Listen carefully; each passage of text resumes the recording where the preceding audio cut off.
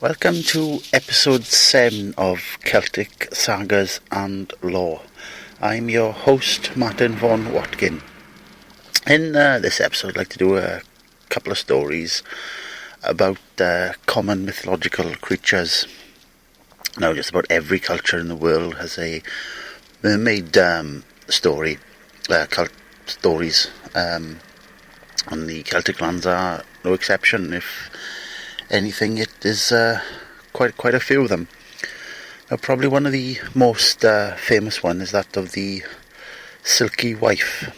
Now, Silkies are a race of primarily Scottish fae, aquatic fae. Now, they wear seal skin jackets that enable them to come onto the land and go back to the water.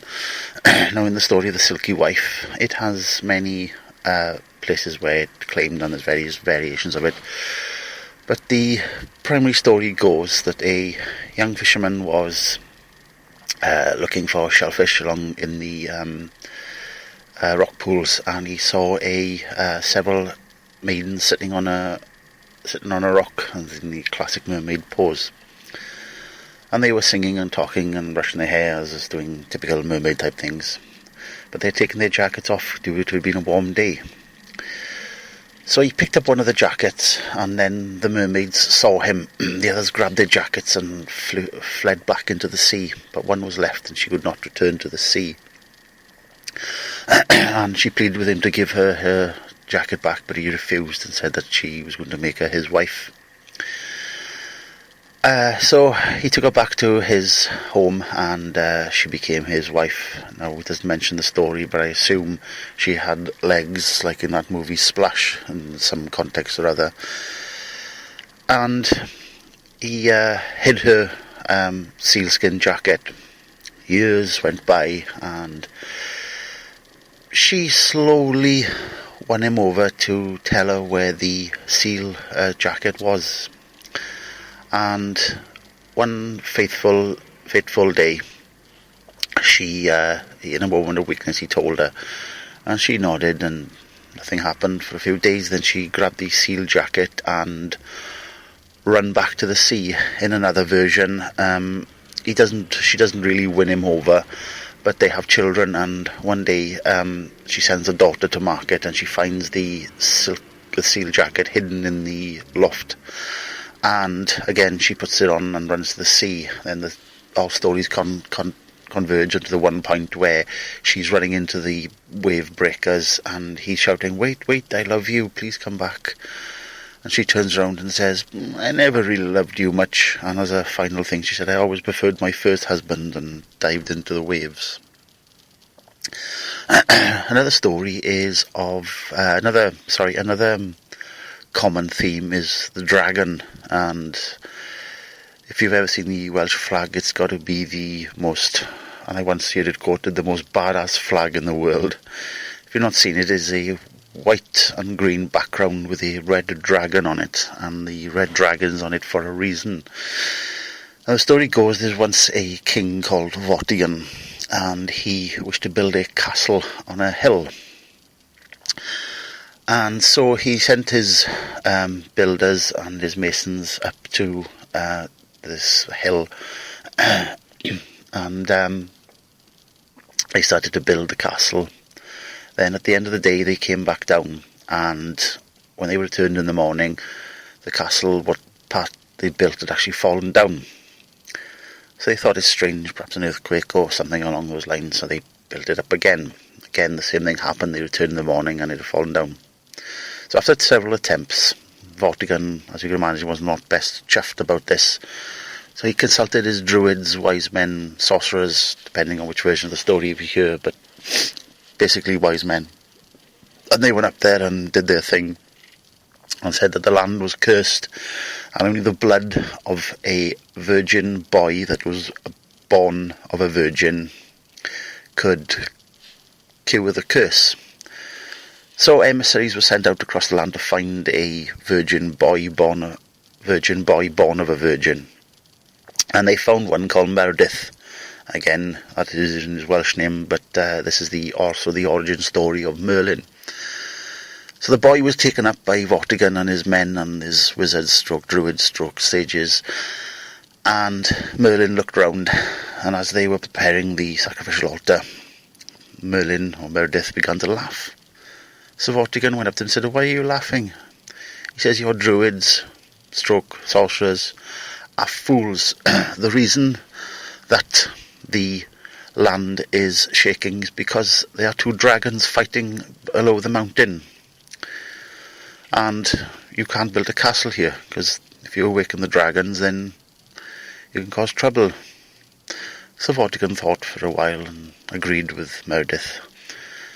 But he, being a foolish king, he thought perhaps where there's dragons there's treasure. So he instructed his men to dig down. So they dug down and they found a cave entrance, and they followed the cave down and they found two stone dragons, a red one and a white one. And then all of a sudden, as the light hit the two stone dragons, they became alive. They killed Vortigern's men and flew out and began to battle. And as they battled, the white one had the upper hand and they were fighting, and then the red dragon did the sort of thing that Sylvester Stallone does in Rocky films, and where he's been beaten, and all of a sudden he became victorious and defeated the white dragon. And from that day to this, the red dragon has been the symbol and protector of Wales. Now, the story has two elements to it. The red dragon has always been an emblem to both Welsh princes and to a Welsh king an English king of Welsh descent, Henry VII.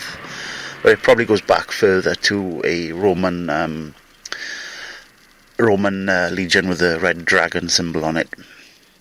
That version of the story is only one. There is also another version which is in the Celtic creation elements. Well, and we'll follow that story later, but it's in that story there are four dragons, the red, the white, green and blue, representing the elements, but again, that is another story.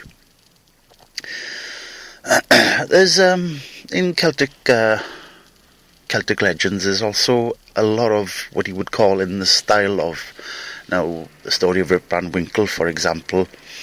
That's just one version. There's a story of Sean Napshakin. Now, he was a young man that left his village and was going to find work in the nearest town. And on the way, he heard fairy music. So he went to investigate, and he saw some fairies dancing in a wooden glen next to so he watched them for a while and then started to become sleepy. So he sat down next to a oak and drifted off to sleep. Then later on he woke and he looked up at the sky and noticed he'd been asleep for hours. And then he turned round and saw that the oak he'd been lying to, he could have sworn was a young oak, but this was a mature old oak. So he got up and decided, it's pointless going to look for work now, so decided to return to the village. As he walked back to the village, he noticed, I never noticed that house before. That's had a new roof, and he thought it's a bit strange, and the children playing in the streets he did not recognise, and a few of the adults they did not recognise, and they looked at him curiously. So he walked up to his house and went to unlock it, and his key wouldn't work, and the door opened, and an old man was standing there, and he says, and Sean Napshakin looked at him and said, "What are you doing in my house?" He said, "What do you mean?" He said, "This is my house. I was born here and I've lived here all my life." He said, "You can't do this. This is my house." So the old man in the house asked him, "Who are you?" He said, "My name's Sean." Sean, he said. He said, "I remember my grandfather telling me of his brother that once left and was never seen again." So he said, "Well, where have you been?" So he told him the story of the fae. He said, "That's too bad." So the two men embraced, and with that Sean Napshakin turned to dust and blew away in the wind. Now, in fairy lore, there's many instances of humans encountering them and then great time lapses appearing, and we'll cover them in other stories. The one of Gildas and the Golden Ball is a classic example. So I hope you enjoyed episode 7, and I hope to see you in episode 8.